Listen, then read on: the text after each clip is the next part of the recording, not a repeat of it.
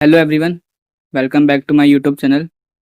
Hope so आपकी पढ़ाई अच्छी चल रही होगी और उसी पढ़ाई में थोड़ा सा बूस्ट लाने के लिए आज की वीडियो बनाई गई है। ये वीडियो है बायोलॉजिकल क्लासिफिकेशन के जो एग्जांपल्स है बहुत सारे उनकी ट्रिक्स के ऊपर।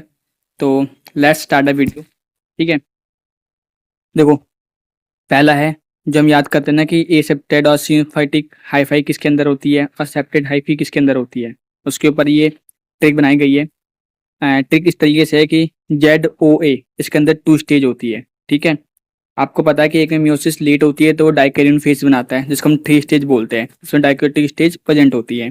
तो उसी के ऊपर है कि अगर ZOA के अंदर होती है 2 स्टेज, BAS के अंदर होती है 3 स्टेज। जेड से होती है जाइगोमाइसिटीज, O से होता है ओमाइसिटीज, A से होती है एसेप्टेड और सिनोसाइटिक हाइफाई। और देखो जो ये है जेड और ओ है ना, वो फाइकोमाइसिटिस के अंदर आते हैं। तो इट मीन्स सिंपल का मतलब है फाइकोमाइसिटिस के अंदर सिनोसिटिक हाइफी होगी और इसके अंदर 2 स्टेज प्रेजेंट होते हैं। ठीक है, अब में BAS के अंदर 3 स्टेज प्रेजेंट होते हैं। इसका मतलब B से होता है बेसिडोमाइसिटीज, A से होता है एस्कोमाइसिटीज और S से होता है सेप्टेड हाइफी।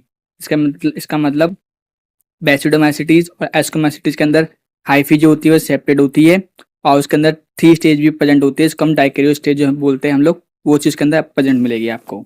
ठीक है, अब हम नेक्स्ट चलते हैं।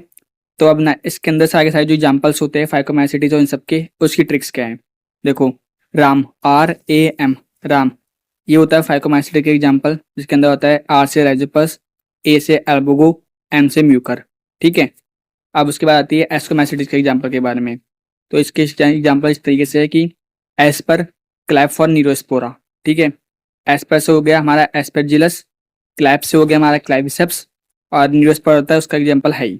ठीक है, अब आगे शुरू करते हैं हम बैसिडोमाइसिटिस के एग्जाम्पल्स। तो वो इस तरीके से बैसिडोमाइसिटिस के एग्जाम्पल का ट्रिक ये है कि उस पर अगर मशरूम आए तो, अब देखो उससे क्या है, उससे है उस्टिलेगो और उस्टिलेगो में क्या होता है स्मट। पर से क्या है फ्यूसिनिया और उसके अंदर होता है रस्ट। और अगर से क्या है एगेरिकस और मशरूम, तो उसके अंदर टेक्स्ट के अंदर आ ही रहा है। ठीक है, अगेन रिपीट कर देता हूँ मैं आपको।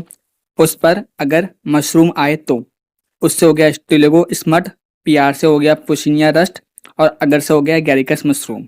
ठीक है, अब नेक्स्ट आता है ड्यूटोमाइसिटिस। ड्यूटोमाइसिटिस के एग्जाम्पल इस तरीके से CAT कैट, कैट से C से आ जाएगा हमारा कोलिटोट्रिकम और A से आ जाएगा हमारा अल्टरनेरिया, T से आ जाएगा हमारा ट्राइकोडर्मा।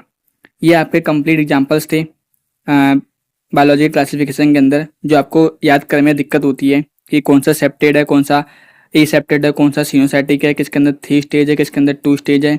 और फाइकोमाइसिटीज, एस्कोमाइसिटीज, बैसिडोमाइसिटीज और ड्यूटोमाइसिटीज सबके एग्जाम्पल्स की ट्रिकी मैंने बता दी है। नेक्स्ट वीडियो आपको किसके ऊपर चाहिए होगी आप जरूर बताना। तब तक के लिए थैंक यू, अच्छे से पढ़ते रहना।